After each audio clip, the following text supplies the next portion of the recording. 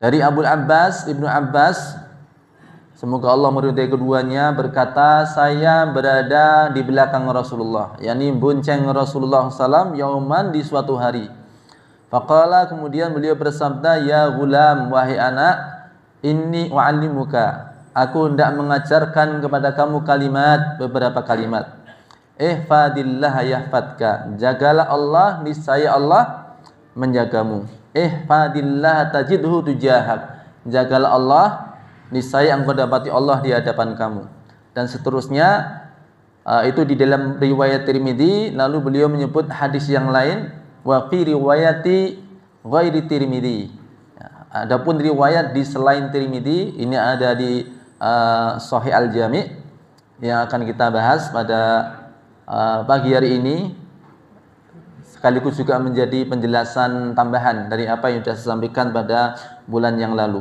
Ihfadillaha tajidhu amamak, ta'arraf ilallahi firrakha'i ya'rifka fisyiddah. Kenalilah Allah di saat kamu dalam keadaan lapang, niscaya Allah akan mengenali kamu di saat kamu dalam kesulitan. Ini poin yang sangat penting untuk kita tambahkan keterangan dari hadis ihfadillah yahfadka.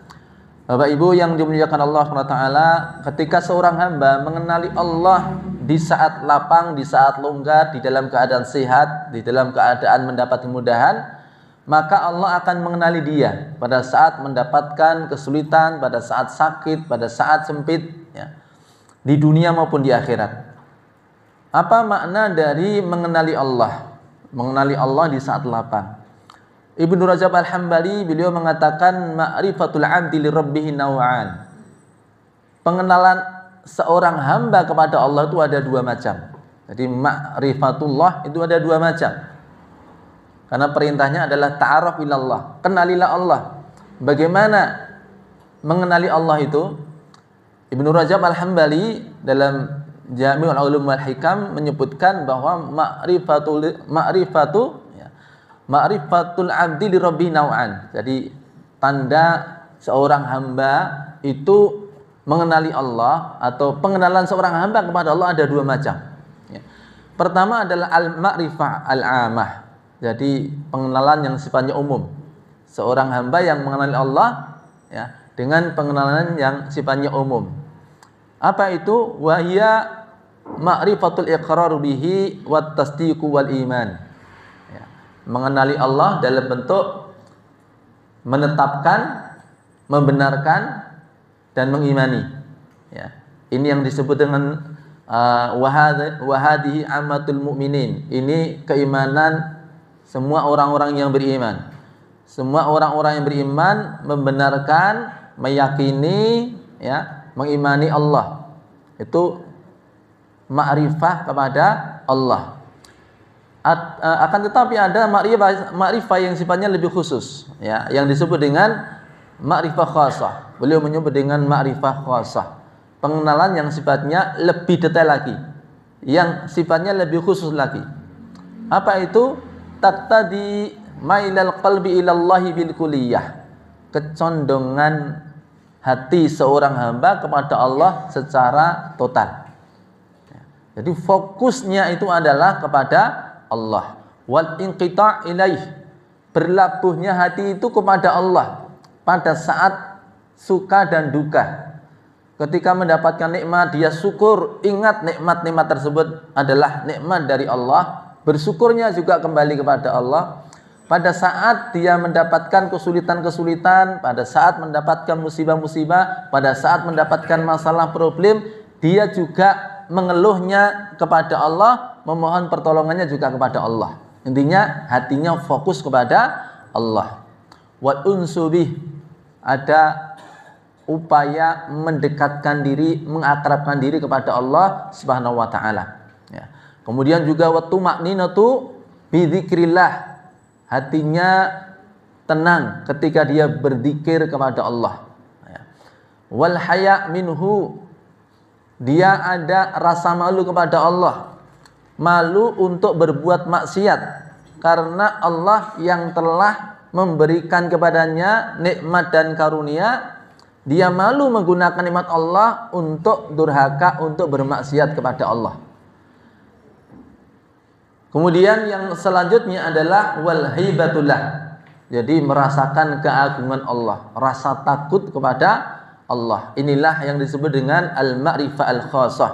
Ya, al-ma'rifah al-khassah, pengenalan yang sifatnya khusus. Dengan kalimat yang lain, Bapak Ibu yang dimuliakan Allah SWT, mengenali Allah itu adalah senantiasa seseorang fokus dalam ibadahnya kepada Allah, tidak pernah bosan untuk melakukan kebaikan-kebaikan, ya. Untuk apa? Untuk Allah. Kalimat ta'aruf illallah firraha ya'rifka fisyiddah, ini menjadikan kita ketika menghayati, kita merenungi, kita akan menjadi orang yang terus berbuat baik, tidak bosan melakukan kebaikan. Kalau istilah orang-orang sekarang, orang leren dadi wong apik, ya. Karena apa yang membuat orang bosan, ya, melakukan kebaikan? Ada orang yang dia itu jenuh melakukan kebaikan, itu biasanya karena dia tidak merasakan efek ataupun buah, faedah yang bisa dirasakan, ya. Ada orang-orang yang melakukan kebaikan kemudian tidak merasakan hasil buah dari apa yang dia kerjakan, atau dia tidak mengenali buah dari apa yang sudah dia kerjakan, biasanya kemudian bosan. Makanya ketika Nabi bersabda ta'arraf ilallahi firraha ya'rifka fisyiddah, ini meyakinkan kita, ya. Tetaplah kamu berbuat baik, ojo leren dadi wong apik. Enggak ada sia-sianya setiap kebaikan yang kamu kerjakan. Makanya Imam Nawawi di dalam hadis atau di dalam kitab Riyadhus Shalihin, beliau ada menulis bab khusus yang beliau beri judul dalam bab tersebut fi bayani kathratu turukil khair, bab tentang banyaknya jalan kebaikan. Lalu beliau mengawali sebagaimana di bab-bab yang lain, sebelum hadis-hadis beliau sampaikan, ada ayat-ayat yang beliau nukil. Ada 4 ayat yang beliau nukil, yang kesemuanya itu menguatkan kita bahwa apa yang kita kerjakan itu tidak sia-sia. Kebaikan yang kita lakukan itu tidak muspro, pasti ada buah, pasti ada manfaat. Ayat apa aja yang beliau sebut? Pertama, wa ma taf'alu min khairin fa innallaha bihi alim. Dan apapun yang kamu kerjakan dari kebaikan, fa innallaha bihi alim, maka sesungguhnya Allah Maha mengetahui. Pada saat panjenengan melakukan amal kebaikan yang ketika itu peluangnya ada ketika tidak ada orang, Anda sendirian, lalu Anda melakukan kebaikan, maka ketahuilah saat itu Allah melihat apa yang panjenengan kerjakan, ya. Jadi kadang-kadang kan orang ketika berbuat baik, wah iki ora dihitung iki, ya. Ora ono sing biji. Maka Allah ingatkan fa innallaha bi'alim. Allah tahu. Allah yang ngasih penilaian, ya. Walaupun tidak ada orang yang mengetahui di antara manusia, ya. Alladzi yaraka hina taqumu wa taqallubaka fis sajidin. Allah yang melihat kamu pada saat kamu berdiri untuk salat. Wa taqallubaka fis sajidin. Allah yang mengetahui, yang melihat kamu saat kamu tersungkur sujud. Enggak sia-sia kamu kerjakan salat, walaupun kamu mengerjakannya dalam kesendirian, dalam salat sunnahmu, dalam sholat malammu, ya. Tidak ada tetangga yang tahu, tidak ada teman ngaji yang tahu, tidak ada ustadznya yang tahu, bahkan mungkin keluarganya juga tertidur, dia tidak tahu bahwa dia sedang sholat malam. Tapi Allah yang memberikan penilaian, ya. Allah lah yang maha melihat. Fa innallaha bi'alim. Ayat kedua yang belum nukil mirip, wa ma taf'alu min khairin ya'lamhullah. Dan apapun yang kamu kerjakan dari kebaikan, Allah tahu, ya. Allah tahu. Yang ditafsiri oleh Ibnu Katsir, maksud bahwa Allah tahu kebaikan yang kamu kerjakan itu, yakni kebaikan kamu tidak disia-siakan. Kebaikan kamu tercatat. Ya. Ampun kuatir, enten catatannya Pak. Ya. Jenengan dari jauh ya, kemudian datang ke pengajian niku enten catatane. Walaupun di sini tidak diabsen. Nggih. Kok ora ono absene untuk mangkat ra mangkat ora ketok. Nggih. Niki kula nggih mboten hafal. Sing ra mangkat Sing sasi wingi mboten tindak sinten nggih kula mboten hafal. Nggih. Niki nggih kula mboten hafal niki. Sisi-sisi ora hafal. Nggih. Pun begitu, mungkin panitia juga tidak hafal. Ya, ampun kuatir, pun enten catatane, pun enten sing tugas nyatet, bahwa Anda hadir. Bahkan catatan itu lengkap dengan saksi-saksinya. Ya. Bukan sekedar catatan Anda hadir di majelis ini, ning saksi-saksinya niku nggih komplit. Dari Anda berangkat dari rumah sampai ke masjid itu saksinya juga komplit karena akan memberikan kesaksian. Makanya dulu ada orang-orang dari Bani Salamah ketika mereka itu ingin pindah kampung, ya. Pindah kampung istilah orang sekarang apa? Bedol desa gitu ya. Mereka ingin pindah dari lokasinya yang jaraknya kira-kira 2 km ya ke tempat yang lebih dekat dengan Masjid Nabawi. Niku nggih saya to nggih. Saya mboten. Ya, supaya bisa memakmurkan Masjid Nabawi. Bagus itu. Ya.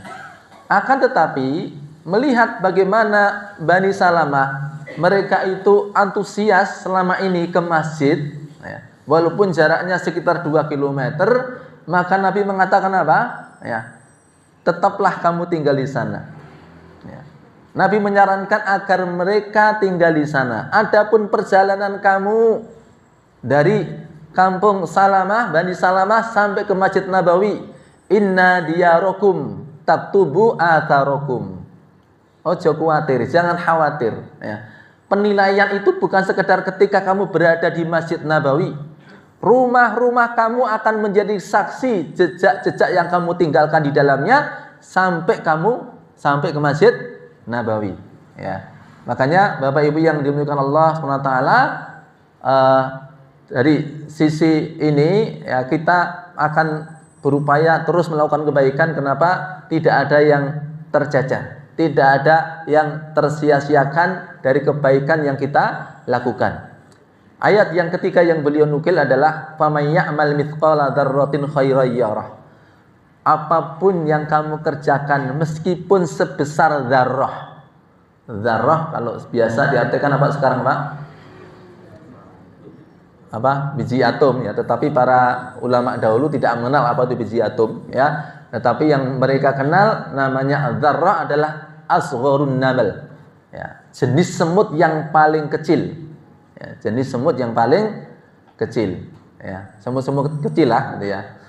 Nah, jenis semut yang paling kecil, meskipun kamu mengamalkan amalan yang itu sederhana, gampang dilakukan ya, dan mungkin tidak dilihat oleh orang di suatu tempat yang masih sepi, panjenengan melihat ada batu yang berada di tengah jalan, mungkin sebesar kepalan tangan ini, yang Anda perkirakan kalau ada orang yang naik motor kemudian mengenai batu itu akan tergelincir dan jatuh.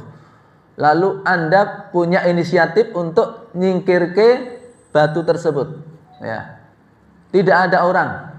Dan itu amalan sederhana. Gampang dilakukan. Gampang dilakukan. Ya. Untuk melakukannya tidak butuh harus belajar jurus. Untuk melakukannya tidak harus mengawali dengan belajar tahsin terlebih dahulu. Untuk melakukannya tidak harus butuh belajar bahasa Arab, nahwu sharaf terlebih dahulu. Ya. Apalagi sampai i'rab. Ya, cukup dengan kaki disampar udah selesai ya. Meskipun itu yang Anda kerjakan, tidak ada yang sia-sia. Ya rohu faman ya'mal mithqala dzarratin khairan yarah ya. Kebaikan apapun yang kamu kerjakan walaupun sebesar dzarrah ya rohu ya. Seseorang akan melihat hasilnya, buahnya, jazaknya. Maka ketika menafsirkan ya rohu, para ulama mengatakan yakni yaro kitabatahu Pertama, bahwa dia akan melihat catatan amal kebaikannya. Ya, satu, amalnya dicatat. Tadi saya sampaikan lengkap dengan saksi-saksinya, dan pencatatan itu detail. Ya. Bukan sekedar apa yang diperbuat, tapi juga apa yang diucap. Bukan sekedar apa yang diperbuat, diucap, bahkan apa yang merupakan gerak-gerik hati itu juga dicatat. Makanya Allah berfirman di dalam hadis qudsi, innallaha katabal hasanati wasayyiat. Sesungguhnya Allah mencatat semua kebaikan dan semua keburukan. Jadi kebaikan apapun itu kepada siapapun, kalau itu lillah, ada kebaikan yang berhubungan dengan Allah, kebaikan yang berhubungan dengan sesama makhluk, itu semua tercatat dengan rapi, tidak ada yang tercecer. Summa bayyana dzalik, kemudian ada rinciannya. Ini rincian, ini luar biasa Bapak sekalian. Rincian catatan ya bagi orang yang melakukan kebaikan. Bagaimana rinciannya? Faman hamma bihasanatin wa lam ya'malha katabahu indahu hasanatan kamilah. Hati baru punya niat, belum mengerjakan, atau bahkan nantinya tidak mengerjakan, itu sudah mendapatkan catatan satu kebaikan sempurna. Lagi niat nanti malam mau sholat 11 rakaat, langsung untuk ganjaran dicatat si fulan sholat malam 11 rakaat. Durung sido nindake, Pak. Ya. Pahalanya satu kebaikan sempurna. Qadarullah kok ternyata kebiaran. Ya. Sak rakaate ora uman itu loh. Padahal niatnya 11 rakaat. Tiba ya sak rakaate ora uman. Ampun kuatir. Kok entuk ganjaran 11 rakaat. Ya. Kok penak menyek ngono ya niat apik terus wae. Nggih. Nggih. Orang bayar kok niat apik ora bayar. Ya. Resiko niat apik niku apa? Resikonya ganjaran siji, resikonya orang nindakake to nggih. Ya. Selagi bukan kewajiban yang ditinggalkan, maka niat baik itu sudah mendapat pahala satu kebaikan. Resikonya niat apik. Ya. Kemudian pencatatan berikutnya, wa man hamma biha fa'amilaha kataballahu indahu asyra hasanat. Siapa yang punya niat baik lalu dia mengerjakannya, apakah dengan ucapan ataupun dengan perbuatan, maka baginya catatan 10 kali lipat pahala. Bahkan ada yang dicatat sampai ila 700 kali lipat pahala. Bahkan sampai ada yang ila adafin katsirah, kelipatan yang lebih lagi. Ya. Ini detailnya pencatatan kebaikan. Jadi sekali lagi, kebaikan yang Anda kerjakan sekecil apapun itu tidak ada yang sia-sia. Ya. Faman ya'mal mithqala dzarratin khairan yarah. Dia akan melihatnya. Itu pertama yarah kitabatahu. Yang kedua yarah jazaahu. Ya. Dia akan melihat pahalanya. Dia akan melihat hasilnya. Jadi tidak ada yang sia-sia Bapak Ibu akan apa yang kita kerjakan dari kebaikan. Satu, dicatat ya. Kemudian pahala dilipat gandakan. Kalau sudah kita kerjakan, baru niat dapat 1, dikerjakan dapat berapa? 10 sampai 700 sampai kelipatan yang banyak. Ya. Yang kedua, dia akan mendapatkan apa? Hasilnya. Hasilnya tuh banyak Bapak sekalian. Di antara faedah perbuatan baik, segala jenis kebaikan, itu di samping ada catatan pahala, dia sekaligus juga menghapus dosa. Ya. Yang ini juga tidak kelihatan Bapak sekalian. Ya. Tapi sebenarnya bisa dirasakan oleh hati. Orang kalau dosa itu hilang, berguguran, itu ada tumak ninah di hati. Pasti ada ketenangan, ada ketentraman. Ya. Makanya orang kalau habis menangis karena Allah, karena takut kepada Allah, baca Quran bisa nangis, ketika tahajud berdoa pada Allah bisa nangis. Setelah itu hatinya gimana Pak rasanya Pak? Enteng gitu ya. Ya. Ada rasa tentram, tenang. Kenapa? Karena pada saat orang melakukan kebaikan, maka ketika itu dosa dihapus. sebanyak kebaikan yang dia kerjakan, sebanyak itu pula dosa dihapus. Dalilnya adalah firman Allah Ta'ala, innal hasanati yudhibnas sayyi'at. Sesungguhnya al hasanat, semua jenis kebaikan, kebaikan apapun itu ya, yang dinilai syariat sebagai sebuah kebaikan, yudhibnas sayyi'at, dia akan menghapus keburukan-keburukan ya. Ini yang kadang kita tidak sadari ya, bahwa setiap kali kita melakukan kebaikan-kebaikan ya, bukan sekedar mendapatkan pahala, tapi juga apa?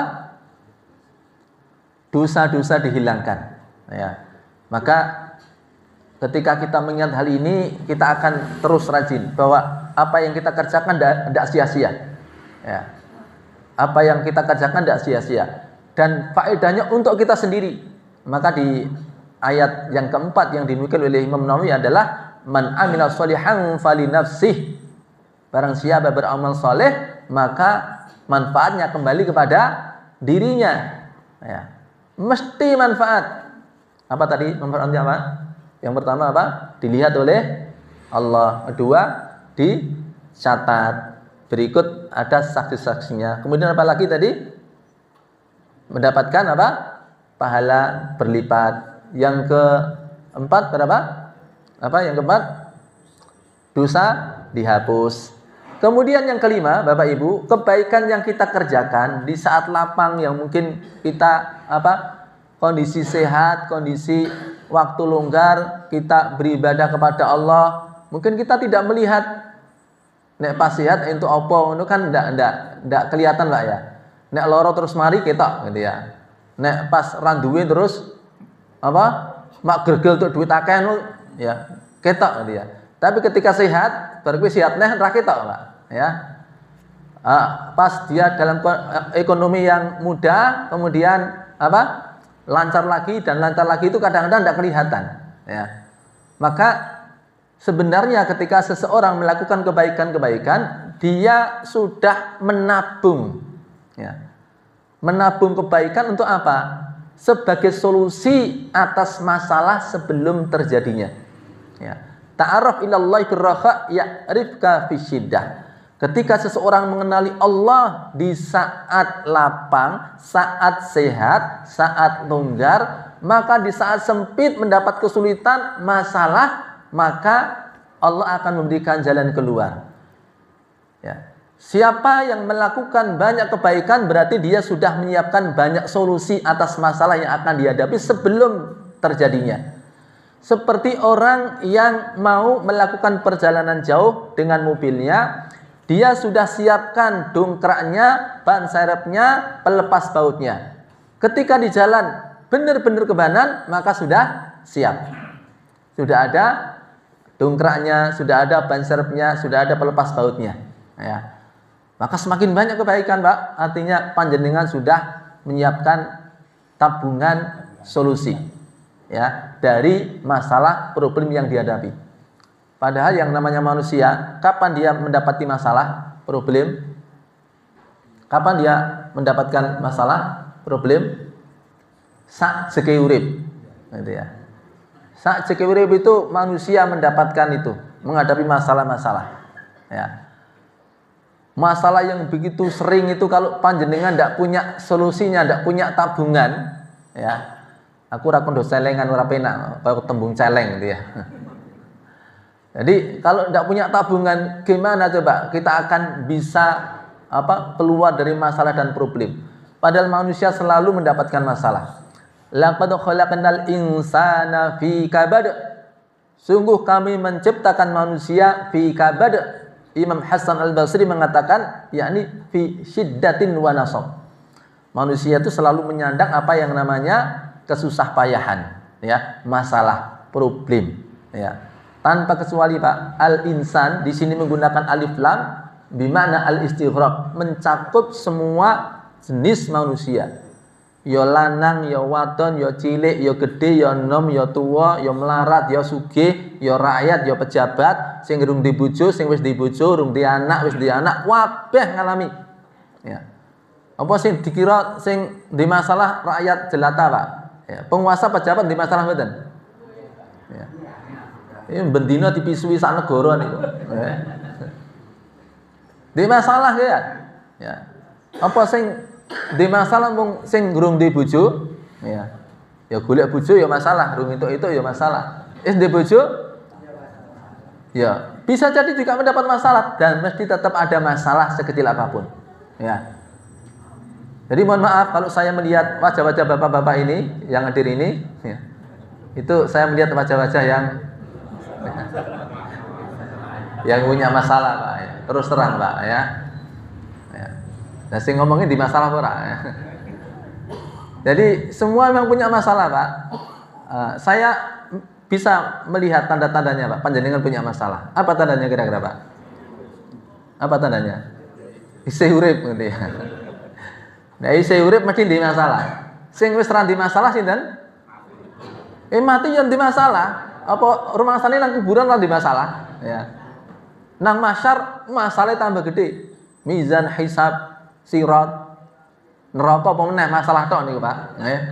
Yang tidak punya masalah hanyalah orang yang di surga. Makanya karena kita akan menghadapi masalah demi masalah terus tuh, Pak, ya, kita siapkan solusinya. Sebanyak mungkin solusi kita siapkan, ya. Nah, hadirin yang dimuliakan Allah Subhanahu wa taala, menarik ketika kita membahas hadis ini, ya, bahwa ketika orang berbuat baik itu artinya dia sudah menabung apa? Solusi, ya, atas apa problem, masalah, tragedi sebelum terjadinya. Bahwa semua sekali lagi manusia mengalami masalah, iya. Cuman bedanya seorang mukmin, ya, ketika menghadapi masalah dia sudah melakukan banyak kebaikan sehingga sudah siap dengan apa? Dengan solusinya, ya. Jadi jenengan apa? Kalau mungkin pernah nabung gitu ya. Nabung itu kan walaupun jenengan tidak langsung apa? Langsung mendapatkan hasilnya gitu ya. Anda kan apa istilahnya dengan senang hati aja kan, ya. Kecuali sing nabung esuk dijupuk sore gitu ya. Nah, orang kalau apa berbuat baik kemudian pengennya melihat hasilnya, ya, di waktu itu sama aja orang yang nabung apa pagi hari didudah, ya, sore nih sesuk meneh apa nabung meneh sore ini didudah meneh gitu ya. Wi sesasing lumpuk pira? Kalau sesasing lumpuk pira langsung dijupuk kok, ya. Nah, makanya ketika Anda nabung gitu ya. Lebih sering nabungnya, maka ketika Anda membutuhkannya sudah siap. Ya. Sak wayah-wayah ada kesulitan niku celengane. Tabungane iso diduda, Pak. Ya. Makanya kita ingat akan riwayat hadis yang sahih, kisah tentang 3 orang yang terjebak di dalam gua. Ya, terjebak di dalam gua. Ketiganya ini berada di hutan, kemudian hujan lebat, mereka berteduh masuk ke dalam gua. Qadarullah, karena hujan, ketika itu ada batu yang longsor dari atas gunung, kemudian nutup persis di pintu gua, sehingga ketiganya itu tidak bisa keluar, nggak bawa alat juga, nggak tahu juga kalau mau masuk gua gitu, ya. Dan mereka juga tidak bawa perlengkapan, orang mangkat nukang, ya, lagi di hutan, ya. Jadi tidak ada peralatan, ya, bahkan tidak ada lagi ikhtiar ragawi yang bisa dilakukan. Apa yang kemudian mereka kerjakan? Yang mereka kerjakan apa, Pak? Dudah tabungan mau, Pak, ya. Dudah tabungan. Mereka ingat amal yang pernah dikerjakan. Di antara unggulan amal yang mereka miliki, orang pertama punya unggulan amal, dia sampaikan pada Allah, istilah niku, ya, kula badhe dudah tabungan kula, ya. Saya dulu pernah, ya, saya ini adalah orang yang berbakti kepada orang tua.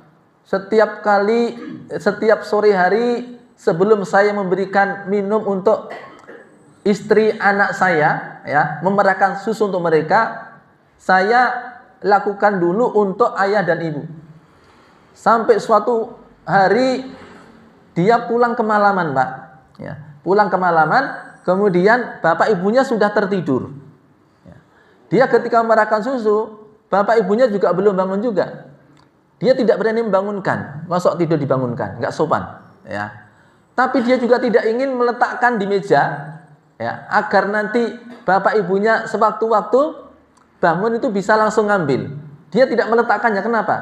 Ya kalau tahu kalau disiapkan, jangan-jangan tidak tahu kalau sudah disiapkan, ya. Sehingga nanti bangun dalam keadaan lapar, dalam keadaan haus, ya. Sementara nggak tahu kalau sudah disiapkan. Maka apa yang dilakukan itu, ya kalau kata orang sekarang di luar nurul, ya. Di luar kebiasaan orang. Dia pegang, ya, segelas susu itu di samping bapak ibunya yang tertidur pulas. Ya, ngadeg terus, ngocek terus nih Pak. Sampai kapan? Nunggu apa? Nunggu bapak ibunya bangun. Qadarullah, pagi-pagi baru bangun Pak. Ya. Biasanya ya rasa angler gue ya. Tapi usianya itu ketika itu jan angler tenan, sampai pagi baru bangun. Baru diberikan minum tadi kepada bapak dan ibunya. Niku napa tabungan lek didudah niku Pak. Ya. Maka dengan amalan itu ya Allah, keluarkanlah kami dari kesulitan ini. Maka ketika itu batu geser sedikit, tapi belum bisa keluar. Ya. Maka kemudian orang kedua itu juga dudah tabungannya Pak. Ya. Yakni ringkasnya dia ini adalah orang yang hampir sekali terjerumus kepada zina, kemudian dia meninggalkan karena takut kepada Allah. Ya. Maka kemudian dengan wasilah amal ini, tabungan amal yang pernah dia kerjakan ini, kemudian batu geser sedikit. Ya. Kemudian pun juga yang ketiga, ya. Sing nomor 3 ya podo, nggih dudah tabungan kan. Ya. Dia ambil tabungannya yang pernah dia lakukan di sebelum apa? Sebelum terjebak ke dalam gua tersebut. Ya ini seorang majikan punya karyawan, pas waktunya gajian karyawannya nggak datang, pergi jauh dan lama. Oleh majikannya ini, ya, dikembangkanlah ini untuk modal diwujudkan ternak yang berpasang-pasang. Kemudian dikembangkan sampai berkembang biak. Jadi kambing-kambing, sapi-sapi yang banyak. Ya. Kok ya iki katok mending karyawane lek apa? Lek lunga ora mulih-mulih, Pak. Ya. Dan itu dengan apa ini tetap setia dengan niatnya itu dilakukan oleh majikannya terus sampai berkembang sangat banyak. Pas itu karyawannya datang, ya. Dia bilang, Tuan, saya dulu ketika pergi belum mengambil gaji saya. Maka saya datang untuk mengambil gaji saya. Ya. Apa kata majikannya tadi? Lho kayak gajimu kayak jupun kabeh kae nggonmu kabeh. Melihat banyaknya ternak itu, dia merasa dilulu. Jenengan pun ngece kula. Jenengan pun lulu kula. Enggak, itu benar, itu adalah milikmu. Itu gajimu yang saya kembangbiakkan. Dikasihkan semuanya, Pak. Nah, itu tabungan kebaikan dia. Dia berdoa pada Allah menggunakan wasilah amal solehnya ini. Kemudian Allah membukakan pintu gua untuk ketiganya ini. Ya, jadi Bapak Ibu yang dimuliakan Allah SWT, kadang kita tidak menyadari suatu kali ketika Allah selamatkan kita dari mara bahaya, ya, hampir ketabrak mobil, tapi kemudian Allah selamatkan. Itu bisa jadi hasil atau tabungan Anda, ya. Mak klutik nang masjid, niku lagi mak klutik Pak, ya. Terus mak kresek-kresek ya. Mak klutik ya sah, jadi selamat, ya. Kadang kita tidak menyadari, bisa jadi itu adalah, ya, karena kita pernah mengenali Allah di saat lapang, ya. Kita bersedekah pada saat kita itu dalam keadaan sehat, ya. Dalam keadaan sehat, tur pengin jajan. Ini kok diinfake, wah niku luwih kenapa? Ya. Lebih utama lagi. Makanya ketika ditanya tentang sedekah yang paling utama apa? Anta saddaqa wa anta sahihun syahihun, ya. Tashal faqra wa ta'mulul ghina. Ya. Sedekah yang paling utama itu adalah sedekah pada saat kamu sehat. Jeneng wong sehat niku mangan apa-apa doyan, pengen jajan barang Pak nggih, ya. Kemudian syahihun, lagi sayang-sayangnya sama harta. Cara-carane ngono, cara pegawai untuk lagi gaji pertama, gaji kedua ngono Pak, ya. Wah lagi seneng-seneng untuk duit Pak. Pada saat seperti itu kan dia sedekah, ya. Dia takut miskin, ingin kaya. pada saat itu dia bersedekah, itu adalah sedekah yang paling utama. Pas lagi sayang-sayangnya dia sedekahkan, itu sedekah yang paling utama. Nah, seringkali seseorang ketika melakukan kebaikan-kebaikan itu, ya, kemudian di kali lain itu problem dipecahkan, diberikan jalan keluar oleh Allah, dia tidak sadar bahwa itu adalah wujud dari balasan Allah di dunia, tanpa mengurangi balasan sempurna di akhirat. Ya, makanya jangan lelah untuk berbuat baik. Mesti panjenengan akan mendapatkan apa? Hasilnya. Ya. Di catatan akan ada. Komplit tidak ada yang tercecer. Dan dosa Anda akan dihapus. Kemudian akan diberikan juga apa? Jalan keluar dari problem yang panjenengan hadapi. Nabi Yunus alaihissalam ketika beliau menghadapi problem masalah besar dalam hidupnya, ya, karena beliau berada dalam 3 kegelapan, 3 lapis kegelapan. Ya. Di petengnya tumpu undung. Kenapa? Satu, berada di dalam perut ikan. Nang jero weteng iwak niku peteng mboten? Ora ana lampu. Mesti peteng, nek ora percaya buktekno dhewe. Nah, kula percaya, mesti peteng, ya. Di dalam perut ikan. Kemudian kegelapan di dasar samudra. Yang ketiga, kegelapan di waktu malam. Wis nang jero wetenge iwak, nang ngisor laut tur bengi-bengi niku petenge kira-kira kaya ngapa niku, ya. Tidak ada lagi yang bisa diperbuat, ya. Dari ikhtiar ragawi sudah tidak bisa. Arep celuk-celuk sapa menungso ora ana sing krungu. Misalnya ketika itu ada handphone ya kira-kira ya ora ana sinyale, ya. Nah, dia hanya terhubung dengan Allah. Kalau ini wifi-nya dibawa kemana-mana sama Nabi Yunus alaihissalam, ya. Selalu hatinya apa? Terhubung dengan Allah. Maka dia membaca tasbih yang biasa beliau baca. La ilaha illa anta subhanaka inni kuntu minadh dhalimin. Tapi yang harus diingat Bapak Ibu sekalian, itu bukan pertama kali beliau membacanya, ya. Di hari-hari biasa beliau sudah biasa bertasbih. Makanya Allah firmankan, falaula annahu minal musabbihin lalabitha fi batnihi ila yaumi yub'atsun. Sekiranya Yunus alaihissalam tidak termasuk orang yang biasa bertasbih di hari-hari sebelumnya, maka tentu dia akan tetap tinggal di dalam perut ikan sampai hari di mana dia dibangkitkan. Ya. Jadi itu dudah tabungan tadi, Pak. Ya. Apa yang dikerjakan di saat dia lapang itu menjadikan apa? Allah memberikan jalan keluar ketika dia mendapatkan masalah ataupun problem di dalam hidupnya, ya. Termasuk sekali lagi tanpa mengurangi pahalanya. Saat Anda dalam keadaan kesulitan, ya, maka pahala untuk Anda adalah seperti ketika Anda berada dalam keadaan lapang.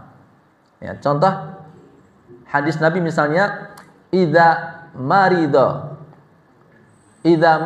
abdu aw safara yuktabu lahu mislu ma ya'malu sahihan muqiman, ya.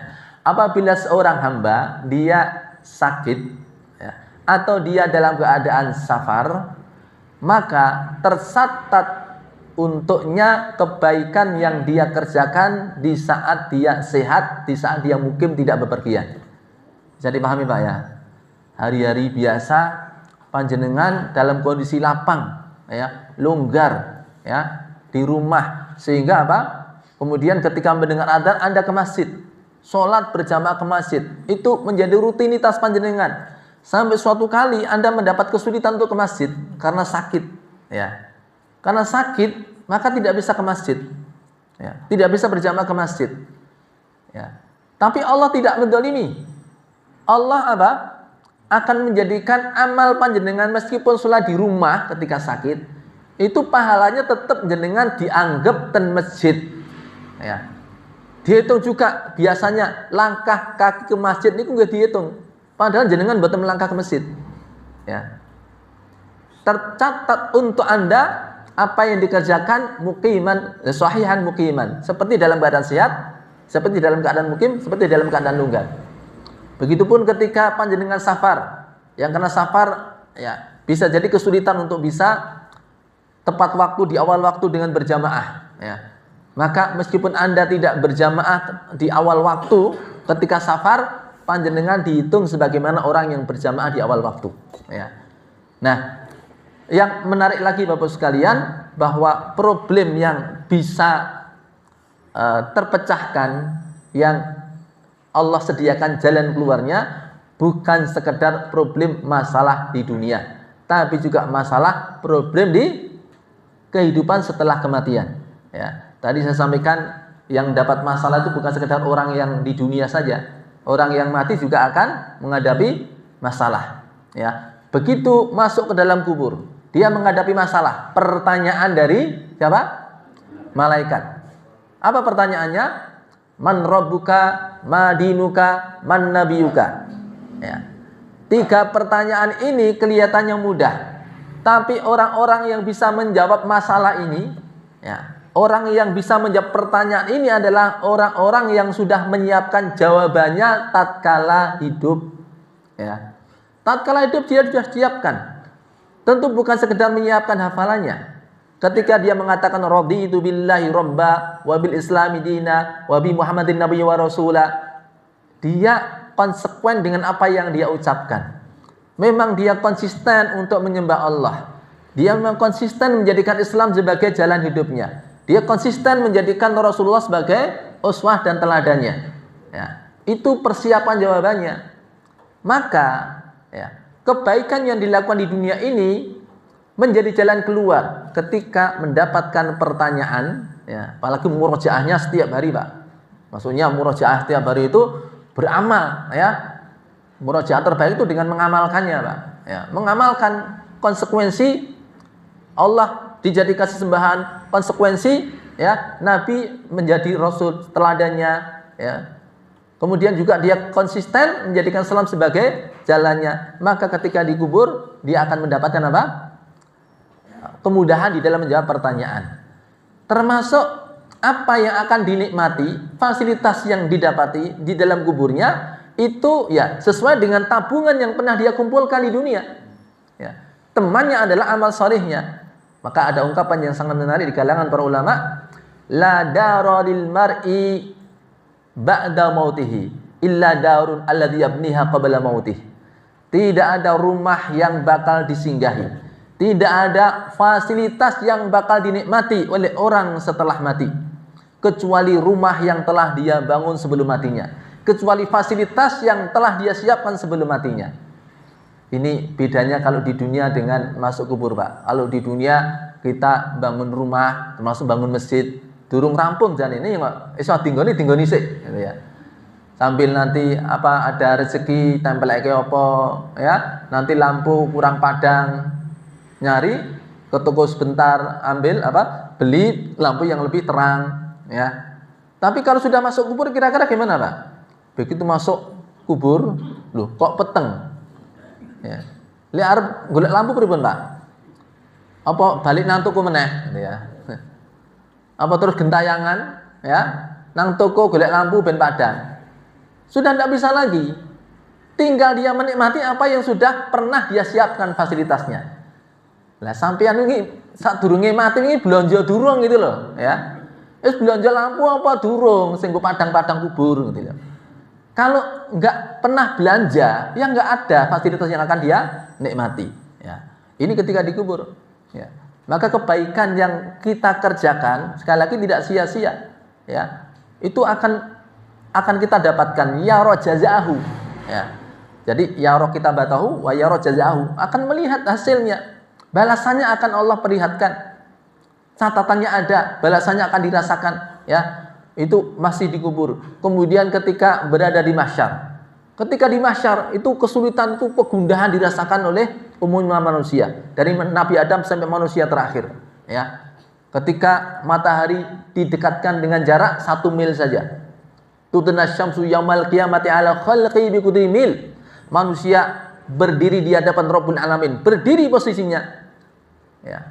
Berdiri posisinya itu berdiri, ya. Yauma yaqumun nasu li Rabbil Alamin, berdiri, ya. Bukan duduk, bukan selonjoran, bukan kelekaran, Pak, ya. Berapa lama? Ta'urujul malaikatu warruhu ila fi yaumin kana miqdaru 50 alf sanah, 50.000 tahun.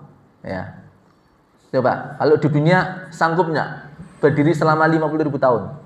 Ya. Nyonya Menir yang berdiri sejak tahun sekian sudah tumbang. Ya.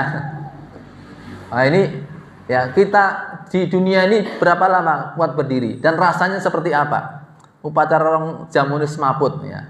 Besok 50.000 tahun ya, berdiri ya. Dalam keadaan tanpa pakaian, tanpa alas kaki ya, dalam keadaan tidak dikhitan, kemudian matahari itu di atas kepala manusia dengan jarak 1 mil saja.